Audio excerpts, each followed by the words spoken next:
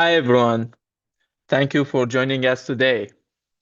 So let's start. Most companies don't lack data. They lack decision clarity. We build dashboard, reports, and analysis, but leaders still hesitated, disagree, or default to instant. So today Fireside Chat is about that bridge. How data became a decision leaders actually commit to, especially when uncertainty is high and being wrong is very expensive. So like usual, we'll spend first 50 minutes in a conversation and the last 10 minutes in a Q&A. With that, I'm excited to welcome our guest, Abdullah Albayati. Abdullah, thank you for being with us today. Thank you, Gabriel. Okay, so at One League, we would like to start at the roots. So, Abdullah, where did you grow up? And what the value from your home still guide you how to work today?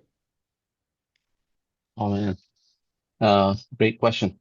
So I was born in Iraq, Baghdad. I spent my early childhood in Baghdad up to my teenage years, and then I moved to Damascus, Syria, and I lived in Damascus for a few years. Did my high school and my college, my early college here in Damascus. Um, there's a lot you learn from moving around a lot as a young kid. And really, the one thing that I learned from this whole thing is I was raised by a widowed mother that my father passed away in the Iranian-Iraqi war during in the 80s, and I really learned like observing how strong my mother was going through all of that and the things that she put for us as children to have the best things that we have to have a good life. So the sacrifices she made really spoke to me and kind of like gave me an inspiration. So, seeing strong women standing up to the world at the time and raising uh, her four children, and then later, after she was remarried, she has three more children. There's seven of us, and my mother was a rock star throughout this whole thing. So that's really was very important for me. What a story. Thank you. So, so, Abdullah, you work in Uber, Google, Palo Alto Network. When it comes to getting leaders to act on data, what was the biggest difference in how decisions were made in each place? hmm And what the one practice you had copy in any company? Yeah. Uh, Again, great question. I'm probably going to say this every single question. Um, so, you know, uh, I think when you were like when I was learning data analytics or business analytics in general, uh, and data science, the things you learn is it's different from the things that you face at work. But it's in a good way. You learn the fundamentals in college or in courses that you take, and then the implementation of it differ based on the leaders you're working with, the company you're at, and the data that you're handling. Um, the one thing that stood out to me is obviously the bigger the company, the harder to to to communicate the data to the right people that needs to make the decisions. Like at Google, giving the size of Google, uh, just having a leader to make a decision based on data, it's difficult because of the size of the company and the amount of stakeholders that have to make that decision. So it's a very, I'll say, political type of environment where you have to work with multiple people from different teams who have different priorities and different things that they are focusing on, and bringing that data to them to make the decision is a little bit more difficult than a big company. Smaller and mid-sized companies, or companies that are structured, even if they're big, but structured to for decisions to be made faster, are really good with observing the data, understanding it, and making a decision with that. The thing that I copied across all companies that came with me in the process is keeping it simple across the board. We tend to overcomplicate solutions as data analytics data scientists, um, because we believe the more complicated the problem the solution is, the smarter or that we come across at the company. Uh, was my early experience. It doesn't have to be everyone's experience, but also something I noticed with team members that I had and other stakeholders. So keeping things simple is so important. If you bring a complicated solution to a leader have like an executive have like 5 minutes to look at your dashboard, look at your slide, and make a decision. If you give them something complicated, you lost them early on, and they're not going to be able to make that decision. So what I brought with me is keeping things simple across the board when you're trying to get someone to make a decision. Good answer. From as a data analyst, I learned a lot of you from you, Abdullah. Thank you. Abdullah, you work at the U.S. Army, and big companies. Okay, so in high pressure workplace, what happened to data-driven decision making? Does it improve or disappear? And what did you personally do to keep decision evidence based on every decision you take? Mm, nice. Great question again. The so the like the I love the chat here. I think the one thing that I realize is, like, even recently, um, in the army, even though we didn't have like dashboards per se, it doesn't operate like a tech company where you're looking at data and metrics before you go on a mission or do something. Which actually in reality they do. Like the military like operates on data. Like before any mission you have an intelligence brief, which is mostly data. So an intel person have gone out, collected data, and created a brief to make sure that the mission has the intelligence it needs to succeed, right? So that approach, while though they don't call it data driven, it is in its basic structure, it's a data decision. So, and a lot of times intelligence affects like whether you continue with the task or the mission you have at hand or not. So data can lead to saving lives in this scenario, or protecting people and the operation. The other part from like making decisions in a hectic environment, that like I'm not going to compare Google to the military, even though sometimes it feels like it when I was there. There's a lot going on at a big company. You have priorities that you have to deliver as OKRs. You have customers. You have internal stakeholders. You have your own career that you have to focus on so you can, progress at your work. And when things go wrong, which things always go wrong, nothing is perfect at any company. There's a lot of moving pieces. And the military taught me when there's a lot of moving pieces, you kind of like take a step back or pause for a second, uh, and and focus on the important, because there's a lot of moving pieces, but it's mostly noise. And just find the signal, find the very important thing that you need to focus on, and the people that you need to focus on, and make that decision with them. Otherwise, you basically end up in meetings all day, going around the room and Zoom links and trying to convince people to make a decision, and the quality of that decision diminish as time goes by because there's a lot more people that needs to be convinced to make that decision. So if you step back and find the right person, the right executive to make that decision in a hectic environment, will really be more useful than trying to kind of please everyone and solve the whole world problem in a way. Okay. So, Abdullah, uh, as a data analyst or business analyst, we all will reach a point that we need to present the data to the executive. So, what is the best way to present insight to the executive? Insight first, or decision first, or Yeah. trade-off first? What is your suggestion? That, this is my favorite question, by the way. A great question, but my favorite question. I think when it comes to data, again, I think I touched on this. We tend to overcomplicate dashboards when we build them, right?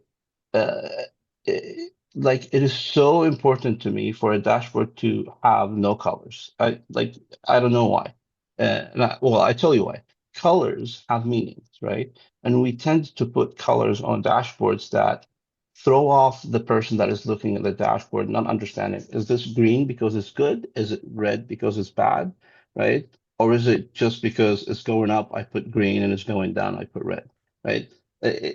Like you have to make it simple where you give that executive, if that's your stakeholders group, the data where it's like they don't have to question it, right? The moment they question your data, you lost them at the decision making. You're going to have to go back to the drawing board, rebuild the dashboard, or fix the data, etc. Right? So avoid any overcomplicated, unnecessary colors or information on the dashboard because you get information overload with data and you have to give just the right information. Like, and I tend when I first started learning building dashboards and data analytics, um, I thought if I build a fancy, colorful dashboard because that's what I was seeing on LinkedIn and on Tableau Public, everyone was building this beautiful dashboards. Are like, I'm like, oh my God, I want to do that. But none of these dashboards are effective in decision makings inside a company, right? What's really effective is the bare minimum dashboard that have the right metric and communicate the right message. And the one thing that I like when I build a dashboard is like a kind of like a attention hierarchy. You always start left to right in English speaking countries or countries that write from the left, right? Because that's what your brain and your eyes go to immediately when you're looking at a blank page, a book, or a dashboard. You go from left to right. And non-English speaking countries that were right, their language from right to left, you actually put the information the other way around. You put it from the right to the left because organically that person is going to look on the right side of the screen versus the left side of the screen. So knowing your audience is important, right? So in my case, most of the stakeholders I work with in English speaking countries, they go from the left to the right. So I put the very important metric, the very first thing that I want them to look at the top left of the dashboard. Like if I need to communicate a number or something that will affect their decision across the whole thing, if they start at the dashboard, I put that very first thing and then go from left to right and then top to bottom. So if you keep that hierarchy in mind, it's going to help you build better dashboards. And it's going to help your stakeholders to understand your data faster. And another thing that I really focus on on dashboard that I build in general is finding a theme that is mine as a person, right? Now it could be have your company colors in it, etc. But like having a skeleton that is kind of like a template. Where when people see the dashboard, even if they don't know I made it, they know Abdullah made this dashboard because they have seen that theme, they have seen that structure, they have seen the filters are always on the left for me, from the top to the bottom. I have a header, I have left metrics at the top. So like I have kind of like a structure that I go with every single dashboard. They look the same on purpose, but the numbers and the decisions that are made are different. but it gives that familiarity with the person. And if they've seen your dashboards before and made a good decision from those dashboards, now they are more comfortable looking at a new dashboard that looks very similar. Um, I want to touch a little bit more on this because it's really important. So just we went on information hierarchy and setups, finding the right theme. Don't put too much colors. Trust me, it's not because if it's pretty doesn't always mean it's effective. So focus on just getting the information out and choose the right chart. I sometimes I think we tend to want to force the data to fit into a bar chart or a trend chart or something like that. Sometimes a table is the most convenient way to communicate what you're trying to communicate. Like like putting like a header and like inside the dashboard, put like a small table of whatever you try them to focus on. It's better than a bar chart. Sometimes bar chart does it, pie chart does it, but like you don't have to always put it in a chart. It could be a table. So it depends on the data that you have and what you need to, and the message you need to send across. And the one thing you asked as well, Gabriel, is um, how um, how the decision is made, right? When the dashboard is observed, or like how does it affect that decision? Um, that one, it's kind of like like, do you give the executive or the stakeholder, whoever is looking at the dashboard, do you give them the answer? Like, do you highlight the important stuff, or do you let them make their assumptions from the data, right? So, and that depends on the people you're working with and the stakeholders and the problem you're working with. So, for example, when I first started in at Uber, I was building dashboards for the global security team at the time, and global security team operates on the physical space of dashboards. So like their badging systems, their cameras, their physical locations where they have drivers and visitors go to. So I personally didn't have that much uh, experience in the physical security world, the risks of the physical security. I was just new, I was learning. So when I was building dashboards, I didn't want to make decisions because of the data, because I didn't understand exactly the risks that we're facing, right? So what I do at that time is I give the information and look at the data and see if there's something stand out and try to highlight that in my hierarchy. So put it very early on in the decision. So give the analytics to the stakeholders who are the subject matter experts and the thing they're trying to make the decision for, and then highlight the important things, anomalies, anything that you think are important, and then they can make an informed decision based on that data. You didn't give them the decision, you gave them the data to make the informed decision. Um, and I found that like even when I became like quote unquote an SME in the physical, a subject matter expert in the physical security risk, continued kind of like taking the approach of like, don't make the decision for them on the dashboard. Let them feel they made the decision.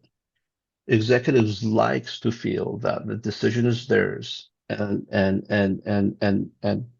continue to kind of like that feeling of like, this is my program. I'm going to make the decision, and I'm going to grow the program, as I like. So try to play with that and let them make those decisions. But again, the way you present the information will affect what that decision is made, and how it is kind of like executed across the board. So like even when you became an SME and whatever you're working on, try not to force a decision on your stakeholders. Just give them the data that they need to make that decision. Wow. What an insight. I'm still Mhm. learning from that, Abdullah. I think we need to do more session. So, yeah. So, Abdullah, me or other people, in the workplace, we have an issue.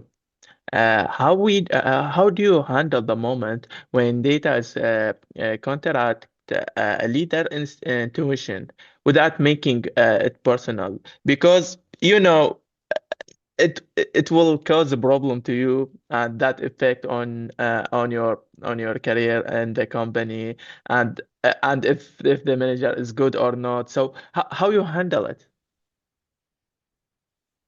Oh man, that's a good one. So, in tech and corporate and work, most of the problem you deal with are people problem, uh, soft skill problems versus the thing you learn at courses and universities. So it is important to kind of like try to use your expertise to show the executives or the decision makers the data and your expertise and how that data speaks to the problem you're trying to solve so they can make a decision.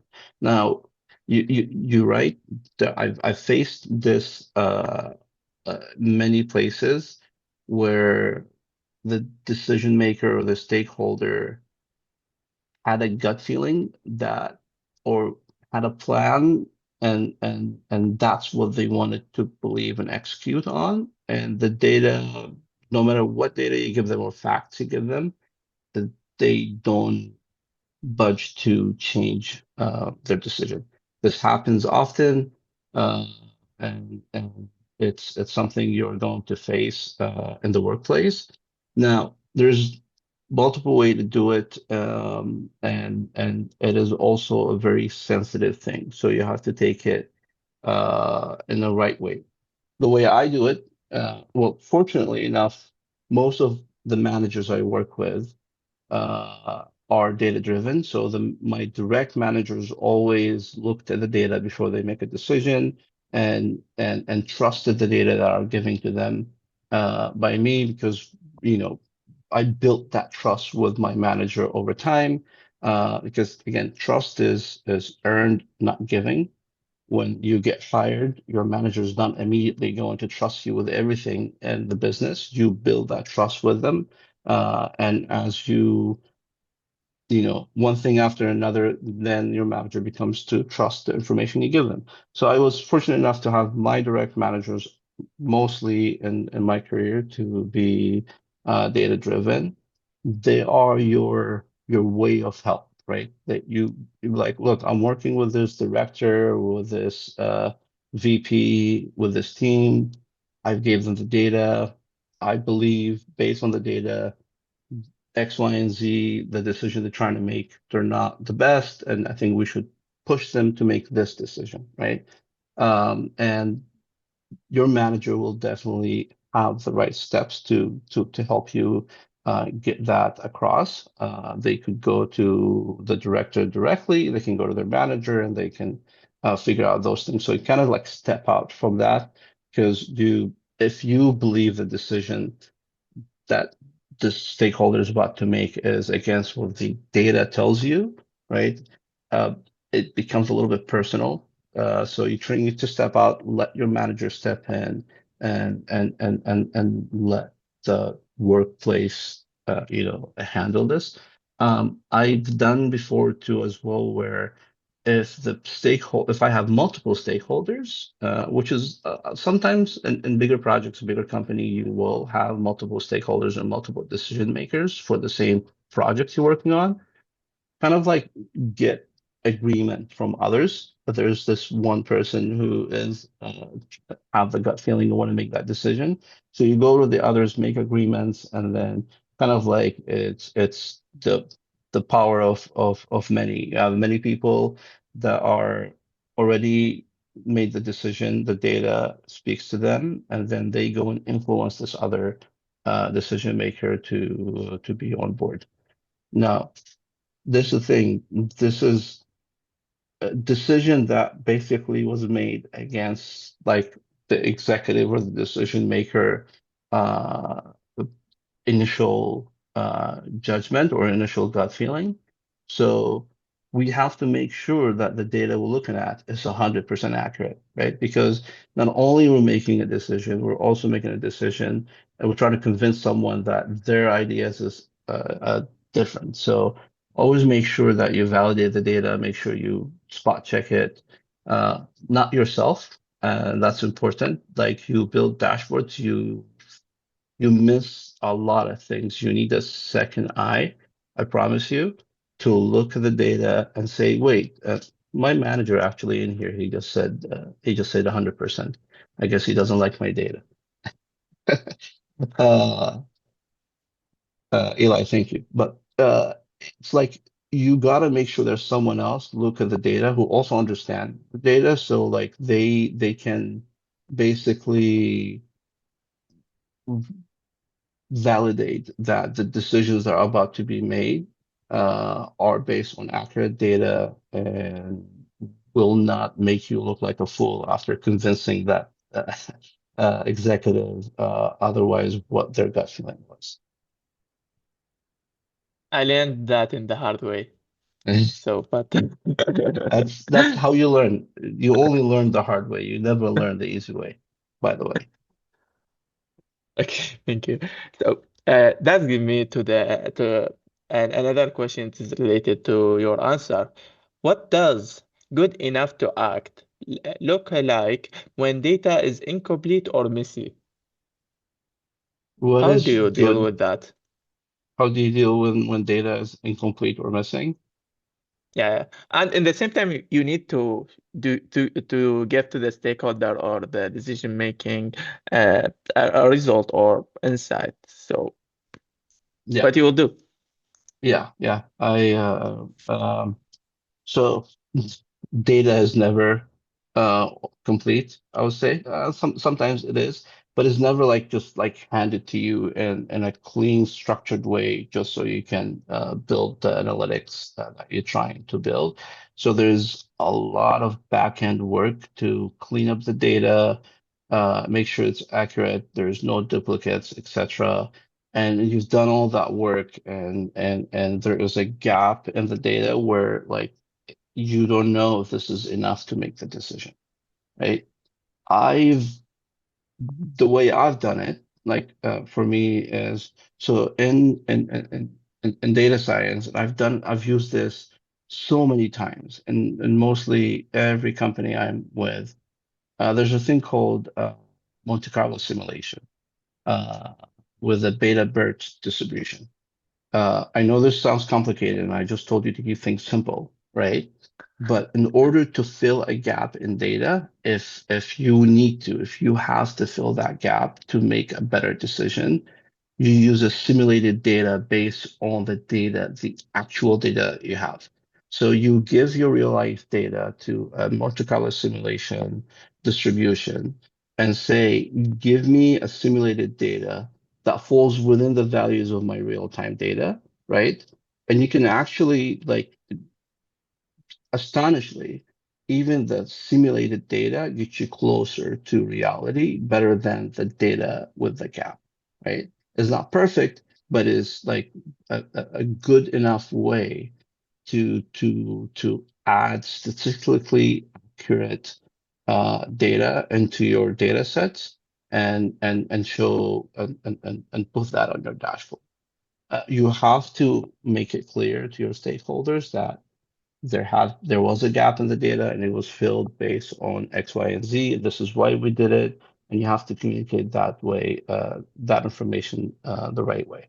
Now, if you don't have uh, if you think the simulated data is not the right approach, it's too complicated, it's not going to solve the problem, you shouldn't make the decision yourself with a data gap. You communicate this to the stakeholders, like, here's what we built, here's what we have, but within there's a missing data for this times, which affects the average by X and the standard deviation by Y. So focus on the statistical accuracy of the data versus the decision, right? And then those stakeholders, empowered with the partial data, and the analysis about what that missing data caused, and they can make an informed decision with it. Now, what's good enough? Uh, you know, any data is better than no data, honestly. Like a lot of companies, when they want to start collecting data, they start with like just like a Google sheet or like some kind of like input form manual entries to like just start build up something and then they can take it from there. So don't discard a decision just because you don't have enough data. Try to play with the data to get to a point that can help you make a good decision. Good. That lead to another question or two questions. So the first one. So what decision? So you were talking about assumption and you don't deliver data incomplete. So what decision did you make or were about to make based on assumption, but the data showed the opposite? So what the impact? So what impact did changing course have? Yeah, yeah. Um, so there's a lot of times where again you as human beings we're always tend to make assumptions on things, have gut feelings, something not adding up. So you make decisions based on those, but then later you learn after you give the right data, like, oh gosh, I wish I had this data before I made the decision because now my decision, you know, it looks like it was wrong, and it is wrong if it's not based on data. Now, again, that's not always the case. Some people make decisions based on gut feelings and they succeed and they make sense and it works out, right? But those often are based on experiences that they had in the past. So even though they haven't seen data, they accumulated this experience and this kind of like internal data in your head that things are moving in a certain way and your gut feelings are affected by it. So even in corporate and companies and tech industry, even gut feelings decisions are kind of made based on data, but not like real-time data given to you by your analytics, but it's data you accumulated throughout your experiences, where it makes you feel things are moving in a similar in a way that you've seen before. So you're gonna make a decision based on that. Now, that's in a way it works, that's fine, but it's problematic there was no data available to you when you were making that decision, right? If you're at a company that is a scale of Google or Uber or Palo Alto Networks or the military or any of the companies you work with, even small ones, right? If you're not giving the data that you need as a leader or a decision maker to make those decisions, then your teams are failing you. There's something broken in the system where you're not making decisions based on data.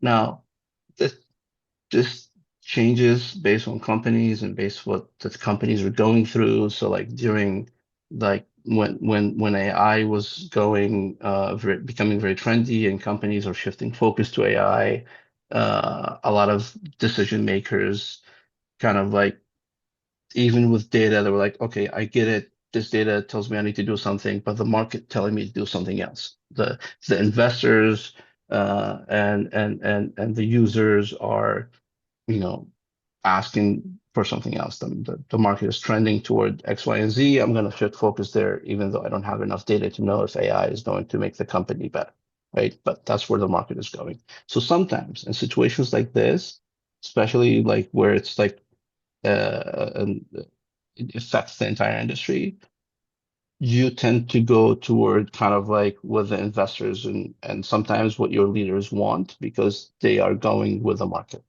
Right. Now, that happens only with big things like AI. It happened during COVID as well, where decisions were changed a lot because there was a lot of unknowns, because it's something that never happened before. And data will give you some answers, but it's not perfect because it's a new thing. So in these situations is where you'll be okay with taking a decision and not being 100% sure whether it's right or not. Now, when I say it's okay for the company. You know, it might affect a lot of people if the decision was not right. But it's the industry and kind of like how things works, unfortunately. Did that answer your question? Did I Absolutely. miss anything? Yeah, yeah. No, no, no, Yeah, absolutely. yeah, So, Abdullah, you know, speed accuracy. Where do you draw the line between speed and accuracy? First direction, perfect analysis, and sometimes even if, for example, if we got the perfect data, sometimes we still do the analysis and we just running time and wasting time just to go to perfect analysis. And at the same time, sometimes we just because managers need a report very fast or investors and they can rush us, so we can sometimes we deliver data uh, speeds on accuracy. So yeah, the two situation, how do you deal with? yeah. Oh man, speed. So the the crazy part is at some companies, and unfortunately at most companies I work at, there are some people that you work with who always come to you for last minute asks. Hey, I need this like yesterday. And I'm like, hey, I need you to give me a heads up like 2 weeks ago if you need this yesterday, right? And it's going to happen, and you're going to have to learn uh, as you work with those team members when to draw the line and say, hey, you need an accurate analytics, an accurate dashboards, an accurate data. We need 2 weeks, 1 week, whatever your work schedule is. I usually say I need 2 weeks heads up. I need a week to look at the data, find the data sources, get access to the data sources if I don't have, clean up the data, understand what you need. Like, with the analytics, what is the decision you want to make? And I also ask this question at the start of every analytics. If someone comes to me and say, "Hey, can we build a dashboard? Can we run an analysis? Like we need to do this." I ask them this: What questions do you want to answer with this data? Right?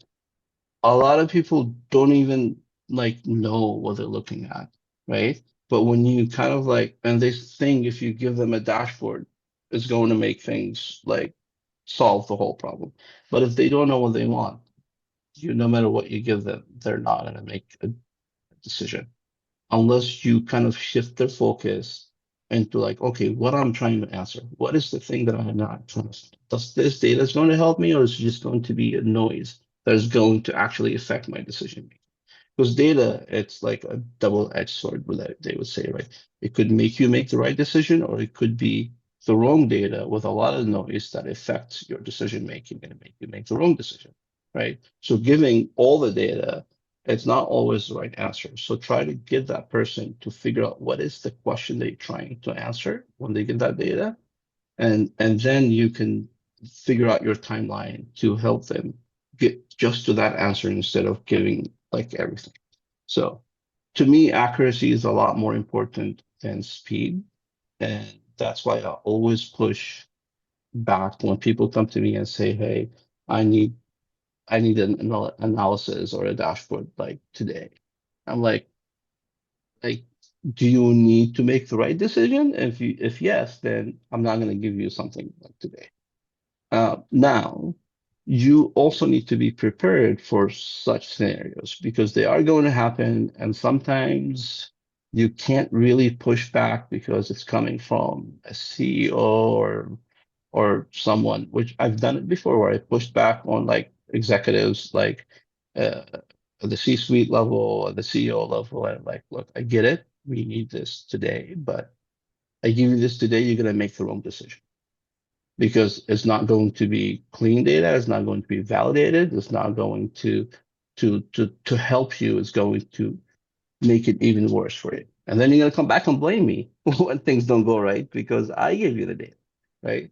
So make that clear if that happens. Like always have like if you haven't validated the data, make it clear on the dashboard or in the email you sent that this was a quick poll. This is a draft. We need more time to work on X, Y, and Z. So when someone comes in, asks for something very fast, and you have to give them that information. Do your best at doing it, like making sure it's like as accurate as you can, right? And then make it clear that data is not validated. You need more time to do further analysis and to provide the right information. Give them something, kind of like and then they can use that, give you some time to then finish the analysis and update that data. And I've done that before uh, when I had to, but I mostly tell people, give me 2 weeks heads up before I can give you any analysis because I wouldn't trust anything I build in one day and say, this is it, this is the accurate data. No one else has looked at it. Um, so speed and accuracy, always go for accuracy, and always make sure you have uh, the right kind of like red tapes around your work where people know to not come to you always with last minute things. And I've done it recently in my work, like like it happens often where you have to push back and say no. And it's okay to say no. It is so hard. This that it feels really wrong to say no at work. I know we all deal with this, but it's okay to say no because if you say yes to everything, you're not doing yourself or the company a favor. So you have to be able to find the right balance of pushing back on things, work with your manager because your manager is the ones that will fight for you, right? So make sure they understand that you're pushing back on someone's work or like, hey, this person came asking for something. I told them no because of this and this and this. They might come complain to you because they will. When people don't get what they want and they think this is really important and you push back, they will try to go to your manager like, hey, can you get them to do that? But having that right dynamic with you and your manager and your stakeholders will help you do the right analysis, give the right information to the stakeholders, and also like really give you the right work-life balance because otherwise you'll be getting messages all the times about dashboards and data, etc., that even in day off won't be a day off for you. So finding that right way to find the balance is really important. Wow, I'm impressed. So, I want to say something personal before I ask this question. There was a time in my career where I was going through a lot of the transition and a lot of position also. And honestly, I was confused about my direction. I remember you telling me something that really stayed with me. Uh, Gabriel, opportunity are what shape our career path. This sentence is shifted how I think about decision and uncertainty. So, Abdullah, I am curious. What made Mhm. you choose to mentor? What do you personally get out of it? And what do you hope your mentee walk away with? Uh, so great question. Also, uh, thank you for uh, you know remembering the sentence and the things we talk about. We have really good conversations as the mentor and mentees. That like it could be related to what you're working on. It could be related to things you want to work on. So like we have really good conversations on this. And the one thing that came up in our conversation, me and Gabriel, is like I never wanted to be like in cybersecurity or in physical security when I started my career. I didn't know I'm gonna do this. Like I did data science and data analytics, and then one thing led to another. One opportunity led to another opportunity, and I was doing. the same thing. I was doing data analysis, cybersecurity, physical security work. And I was like, well, that's where the opportunity is taking me, and that's what I'm going to learn, and that's what I'm going to focus on. Right. So like don't be like, unless you have a passion and you're like for one thing, right? And you want to do that one thing for the rest of your life. Passion is more important than anything.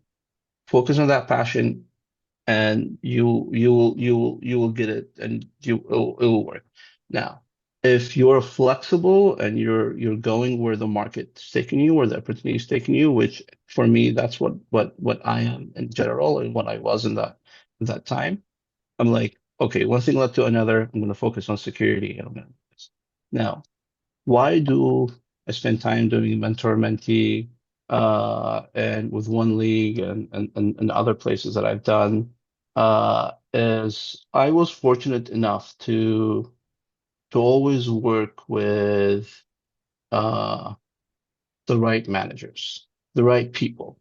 Like my first like into the tech industry after the military was through person I worked with at Uber at the time. His name Eddie Osmani. I think he's done some mentorships for One League as well. And it was um, he basically like I had like a 5 minutes meeting with him at Uber at the coffee shop inside Uber, and he was like, well, I'll see you Monday for the internship. I was like signing up for an internship outside the military.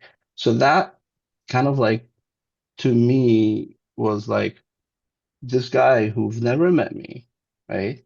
Just saw my resume, got an email from a company that they were working with that provided them interns out of the military. Saw my resume, saw my experience, saw my story, talked to me for 5, 10 minutes and say, I think you're good, and gave me that opportunity. And that 10 minutes meeting, 5 minutes conversation, whatever that was, got me to where I am today because that person and everyone I worked with kind of like felt like mentors to me versus like a manager or a coworker. Like I was learning, I wanted to learn what they do and how they do it. Even though I came from the military and I had my own set of skills that they also learned from themselves. So it's kind of a relationship where we're both getting the good things out of each other. And the bad things we're like, well, keep those to yourself. I don't want those. Right. So you get that information and it really helped me, like felt like I wanted to learn from them. Every single person I worked with was more like a mentor to me than a manager or a coworker. And I learned the things that I needed to learn. I noticed the things that make them imperfect. I noticed the thing that makes me imperfect, and have these conversations with them and with others that really makes me grow as a person. So that to me was, if I'm learning this from those people, I'm pretty sure I can share that as well with someone who's going through a similar experience, whether it's through school or through work, and provide that. So it's really, and for selfish reason, it's really rewarding, like to to do this. Like honestly, like it's a good feeling to be able to share your knowledge with someone that eventually will take that information and also share it with someone else, right? And build someone else up. So, and it doesn't always have to be perfect. It doesn't always have to meet with them constantly all the times, once a month, twice a month, whatever the cadence may be, is enough to help someone uh grow their career. And for another selfish reason, I am learning from you, Gabriel. I'm learning from you. I've learned from City, which is the prior mentee I had with one league, and I'm going to learn with any other mentee that I'm going to have because fresh ideas that comes from this relationship is things that I don't think about because I'm so focus on my day-to-day work, sometimes you forget there are other ways to do things, right? And really, I've really learned from the things me and you talk about, and that's one of the other selfish reasons why I do this. Thank you. Thank you, Abdullah. It's mean a lot for me. So Thank you. I hope I can ask you a lot, but I think it is time for a QA. I will say the name. So just raise your hand, and then I'll call you. So first Abdullah, and then Daniel and Claudia. Go, Alrighty. Abdullah. Abdullah, thank you so much for your time. It's always a pleasure meeting Abdullahs from around the world. So that was an additional bonus. One of my all-time favorite quotes is where it says, like, most people use statistics as a drunk man would use a lamppost for support, not illumination. And I find that extremely profound, and I wanted to hear your reflections on that.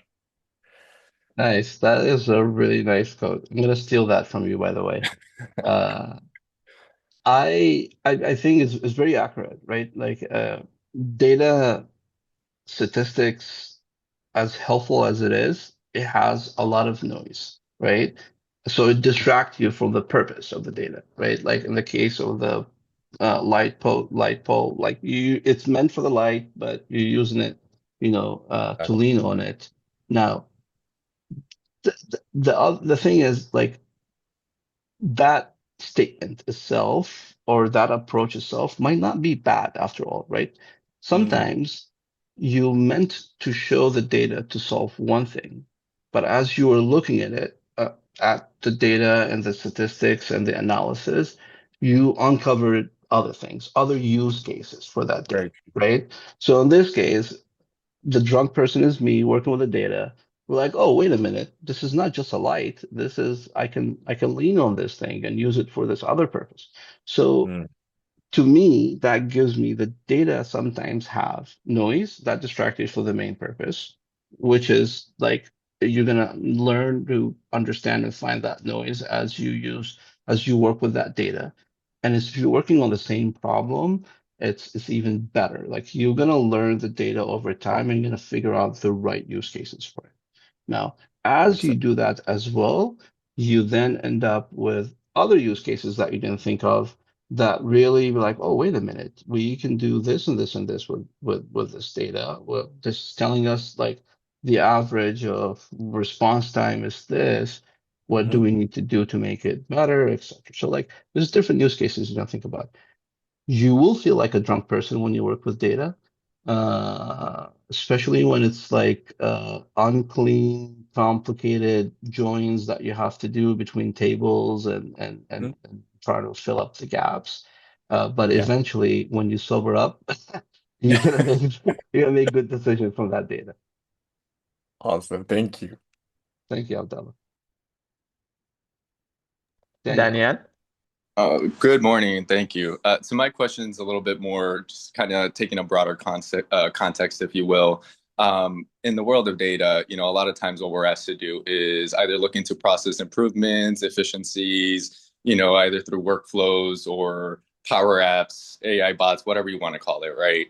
But in that, oftentimes what happens in the output is oftentimes a reduction of FTE, right? And so Mm, when we're thinking about those balances, how do we ensure, or from your perspective, how do we ensure that we don't optimize progress at the expense of human agency? Because, mm. Sorry, go ahead. oh, I was just going to say, Oh, because one of the things that we're noticing now is, especially with the inclusion of AI, is entry level jobs are just kind of dwindling away, right? And the investment in human capital is no longer there or no longer needed, if you will. So, from your perspective, how are you finding that balance and just really your thoughts on that? Thank you. what a great question, Dan.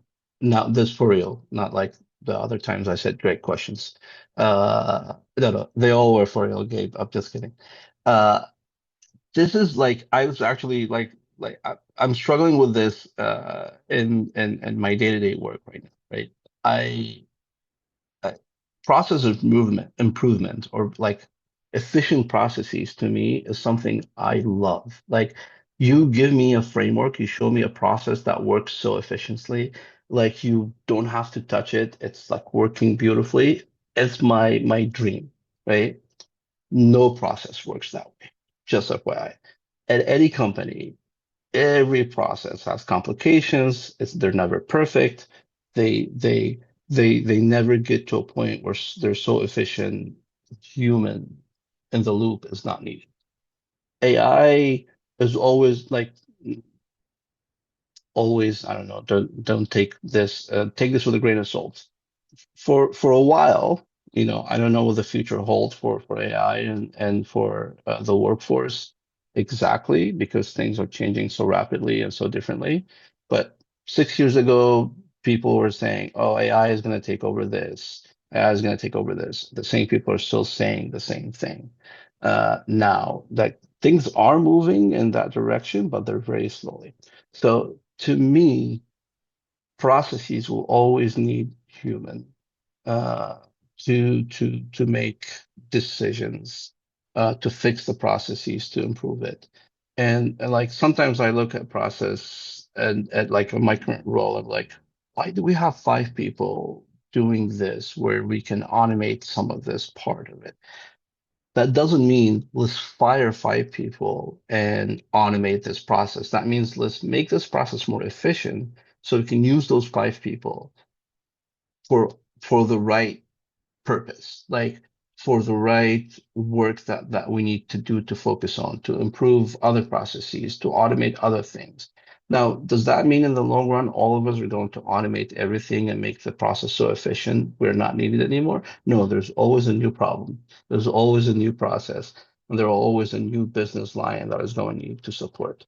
Now, if you step back, like this is from us, like bottom down, like this is us doing the work, getting things done, automating, making things efficient, using AI, replacing some processes to make them more efficient or more accurate. But that doesn't mean get rid of the human all the time. That means now take those people that you saved their time and that time they were wasting on this inefficient process and give them to use their skills the right like for other purposes. Now, when you step back a little bit, the company itself, the leadership, the board, the CEO, is looking at this as like there's opportunities to save money or to make it look like the company is efficient. So we have to do a round of layoffs, etc. And it happens in the industry all the times. Um, Not because you as a person made the processes so efficient and the CEO is saying, "Oh, that we don't need those humans anymore," because the market is saying, right? We need companies to be lean, to be efficient, and to have a less workforce, less bureaucracies, because that translates to faster revenue and faster growth, right? It used to be the more people you hire, the investors think you're growing as a company the right direction, but not always it's not always the right answer. But now it's like, are your processes so efficient you don't have to hire that many people? You still hire, but not the same way you were hiring before. That is a signal for those investors to build that to invest in the company. So it's like a dynamic, like things you do is not really the reason why are people being laid off. It's the market causing this. Before I get to Claudia, the other thing, Daniel, in here is the I know we're really kind of like worried about AI and all these things, but I gotta tell you, I really think it's more of like it's going to help you as an individual to do your work much better. Like if you have a sidekick all the times to help you do things, become a subject matter expert in something, figure out what's that subject matter expertise that you need to be focused on, and then that will get you into uh, basically understanding how to use AI to help you become more of an expert in that one thing you're focused on, and it's going to help your career grow. I'm doing this, like there's so many things that I'm doing right now that if it wasn't for AI, it will take much longer to deliver at work. So AI accelerated the things I do, but you got to be careful about boundaries in this because sometimes people think, oh, you can build this dashboard in 1 hour. Oops, sorry, my alarm went off. I don't know if any of you have seen the show, the new Game of Thrones show. Anyone? No? We I know have, Game of Thrones. yeah, but the new show, I have my alarm, if you know Egg and Sir Duncan. So Duncan is the big giant, and Egg is a little kid. There's in the show, Egg is yelling at Sir Duncan, yeah, Knight of Seven Kingdom. Egg is yelling at Sir Duncan saying, "Get up, get up, get up." So my alarm now is get up from the show. And it's getting me up every morning, at the right time. So that's worked very well. Daniel, just Uh, to close the loop. Oh, we're at time. yeah, so All right. Claudia, I will send your question to Abdullah, and I will make I sure he will answer it. So I'll give you with the answer. I Uh, I so have with that, time if you want me to answer that question right now, but yeah, it's up to you.